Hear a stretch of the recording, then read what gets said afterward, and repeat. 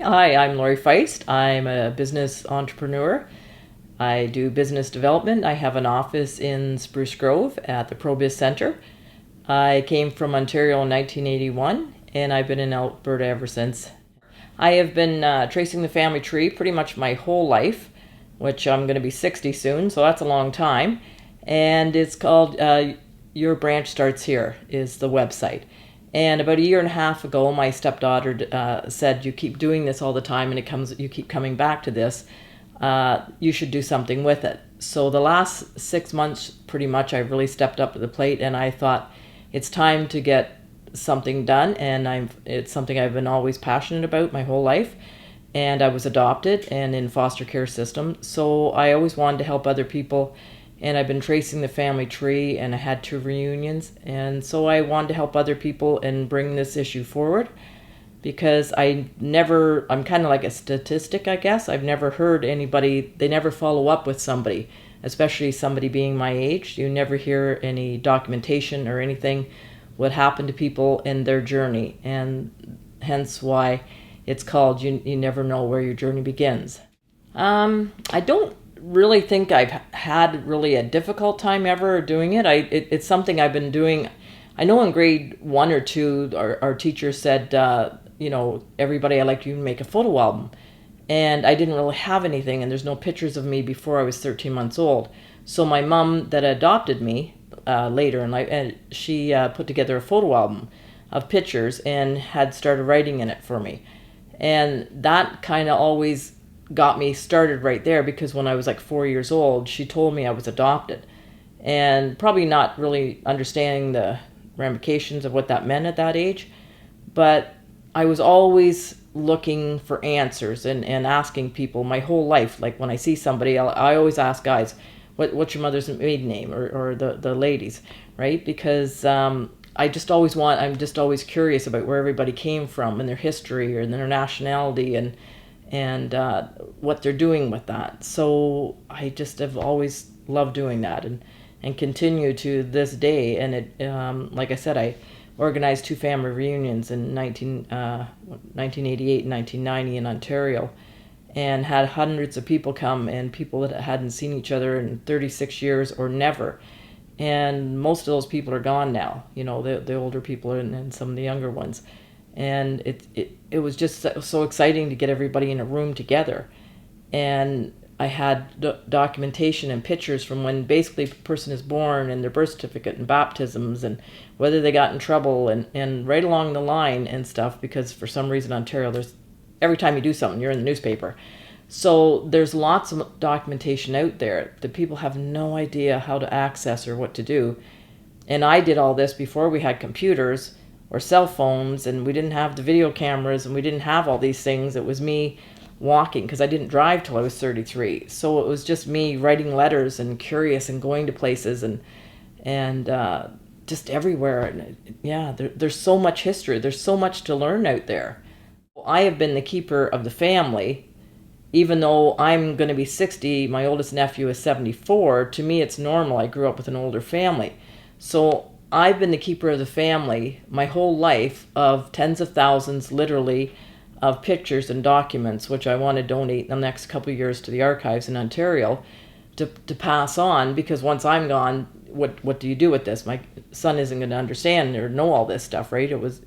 So it's kind of like there's only a couple of us left in the family, and that stops with me when I'm gone with that. So it's something that I want to pass on and hope that it went somewhere. And it's also the knowledge of knowing, right? Because I went back when I was like 19 and I went to the hospital where I was born to ask, number one, how much did I weigh and who was the doctor? And if I wanted to know my weight, I would have had to pay $20, which made no sense then.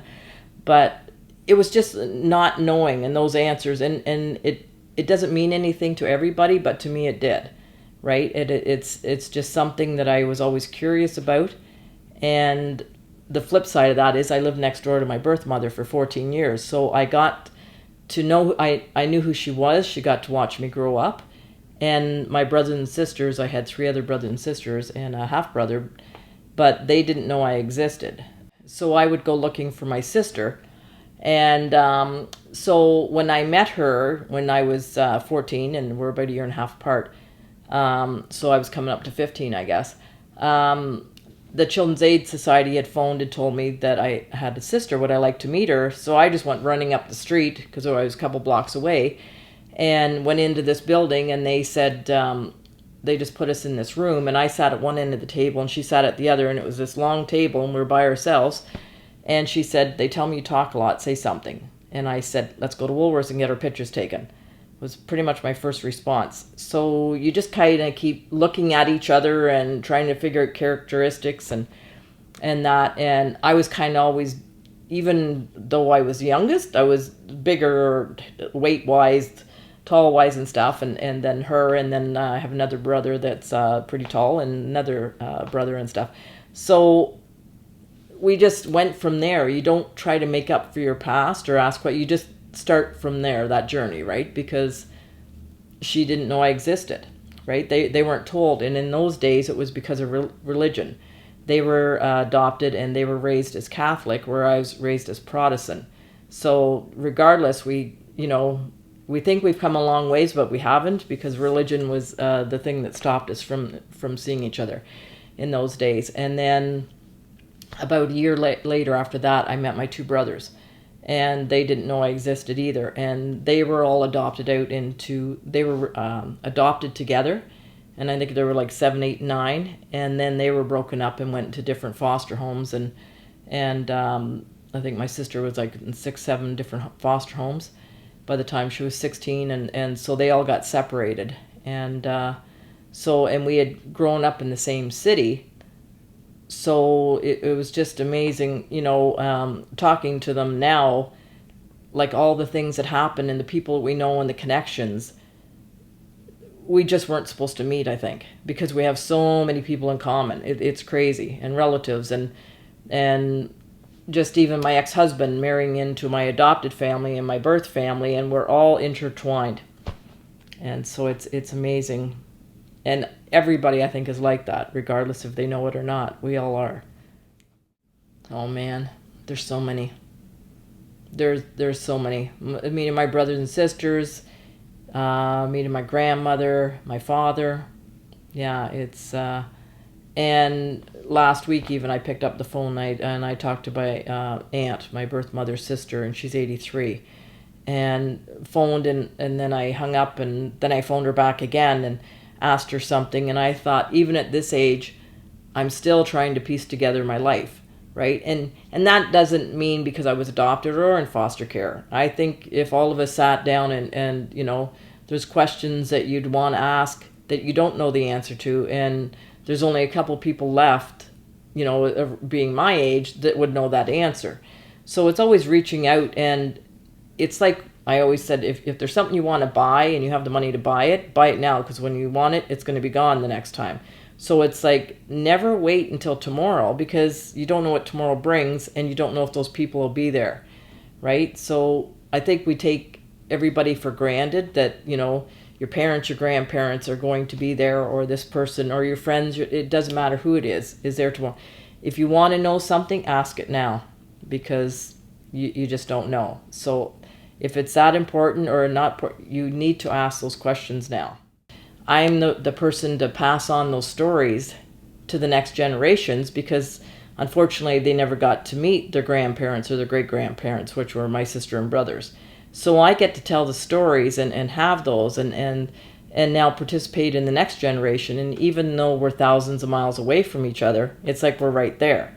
So I just know how much of a smile it brings to somebody's face to be able to say, this was your mother, this was your grandmother, and grandfather or something, or just have a picture of somebody that they never seen or they had forgotten about, maybe, or school pictures. Like I was that weird kid taking pictures as a kid, and 50 years later, there's about 7 or 8 of us that went through kindergarten and have continued and kept in touch all this time, that I still have pictures of us then that I was taking.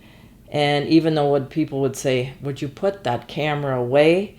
Now people are like, thank God that she took those pictures, because it's maybe they're not here, but now their kids are, right? And they get to see that. So you never know who you're touching, right?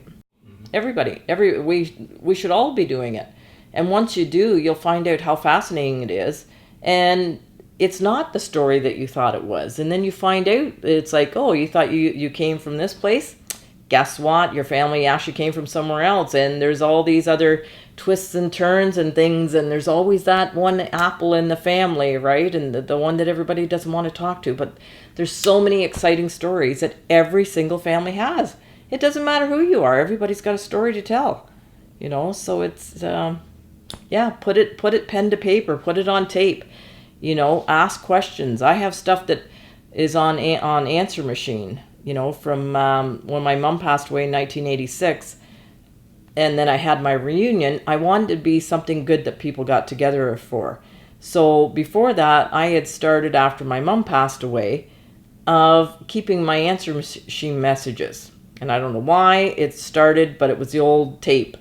And people would leave hilarious things when they'd phone, right? And I have that stuff on, that I kept those old tapes and stuff, because people leave stuff differently that they probably wouldn't say to you. So it's just funny. And it was just another form of being able to keep track of, and it's the voice, right? Then you've got the voice. So before we had all this other stuff, yeah. And I think it's a really good project for teachers to do, is to get their kids to sit down and say, do you want to, we're going to do this project today. And you tell me who your family is, who's in your family tree, and draw a tree and have the different branches going and make it fun. And if it's educational and fun, then kids will want to start earlier and do that. And also we have long winters in Alberta. It's a good thing to be doing around the fire and the table after supper and stuff in the winter, and make it fun, and tell families, bring out pieces of jewelry, or bring out a pipe that belonged to your grandfather, and show people what you have that was passed on to you, so that they understand when we're no longer here where this came from. It's like, people just toss things at the end of the day when somebody passes away, but they don't know where it came from, because how would they if it's not documented or written down, or put it in a baggie and tell a story to leave the next generation. Like, there's so many things that you can do. Where did that ring come from, right? Where'd that watch come from? That was your grandfather's watch. That was your mother-in-law's watch. Like, there's so many things, but at the end of the day, they just look like something else, like it was anything. It doesn't matter, because there's no story to go with it.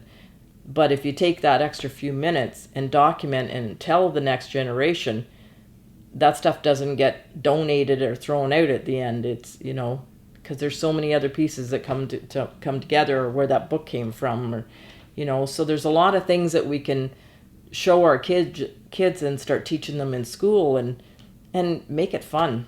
Because it really is. And I mean, I'm 60, and I'm always amazed every day I get something new I find out, and it just gets you in another direction to go. And it's just been a fascinating project to me. It's funny that you say that. I just had somebody send me a thing this morning again about a book, and I have been told pretty much my whole life that I should write a book. And I guess it's about time for me to do something like I am now. It's taken my whole life to say, you know what, even today, this is something new for me. So it's time for myself to do what I keep telling everybody else to do, I guess, is to somehow document it better, the journey, because I have it on pictures and photos, and I have videotapes, and it's all there. It's now just preserving it and passing it on for somebody else, and actually, I guess, having the spoken word or something for myself. Yeah. So that's kind of the next thing. Well, September 14th, I have an event coming up, but I want it to be not the last. I want it to be the first of many, and to grow, because I think it's important in this day and age that we do carry on, and that we do have our history go before us, and so that others know. And not only that, with diseases and just the way things are changing, but I think it's important to be able to tell your kids your story, your journey, for them to ask questions or to be curious, or, even to start them young, and to sit down and say, let's just play a game. Let's put this in a book, and ask who's your aunt, your uncles, and start writing it down, and stuff for kids, right? So that they have all those things. So I just want it to grow and to be bigger, not only for when I'm not doing this, but for others, so that they can do it, and so that we all have a journal to leave behind.